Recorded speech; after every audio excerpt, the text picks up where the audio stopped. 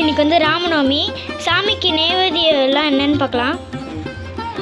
பானகம், பருப்பு வடை, அப்புறம் வந்து நீர்மோர்.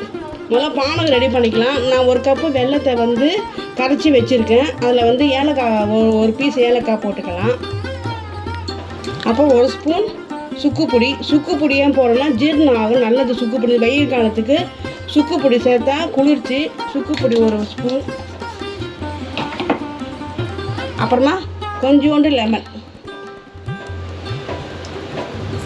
பானகம் ரொம்ப ஈஸி. இந்த வெயில் காலத்துக்கு பானகம்லாம் குடித்தா ரொம்ப நல்லது உடம்புக்கு.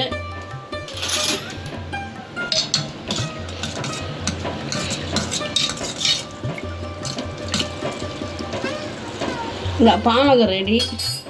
அடுத்தது வந்து நீர்மோர் பார்க்கலாம். நீர்மோர் வந்து ஒரு ரிஸ்க்கு வச்சு கையில்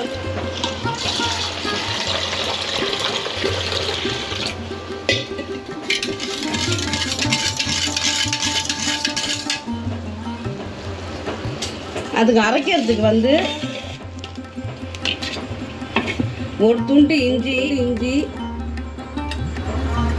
கொஞ்சம் கருவேப்பிலை, ஒரு பச்சை மிளகாய், கொத்தமல்லி எல்லாத்தையும் வச்சு மிக்ஸியில் அரைச்சிடலாம்.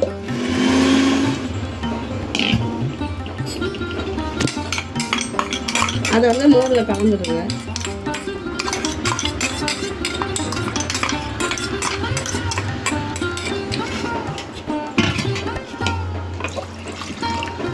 இது கூட தண்ணி சேர்த்துக்கோங்க, கெட்டியாக இருக்கு.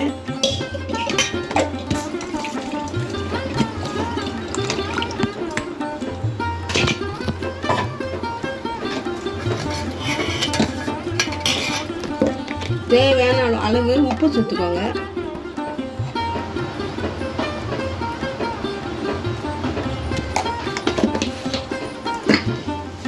அப்புறம் கொஞ்சோண்டு ஒரு ஸ்பூன் பெருங்காயம்.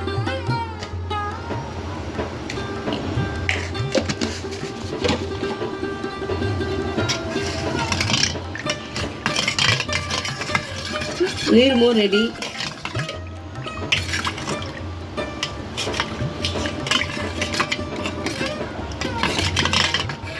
இதுக்கு தாளிச்சு கொட்டணும். இது வந்து பருப்பு வடை அடுத்து ரெடி பண்ணிக்கலாம்.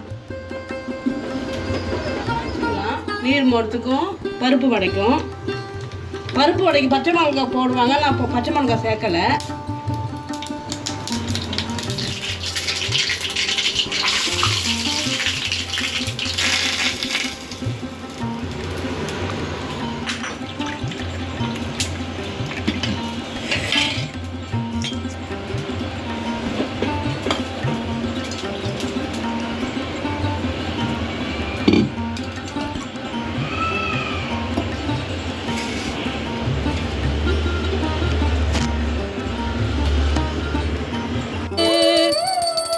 राम नाम सुख धाम भजले, राम नाम सुख धाम भजले, राम नाम सुख धाम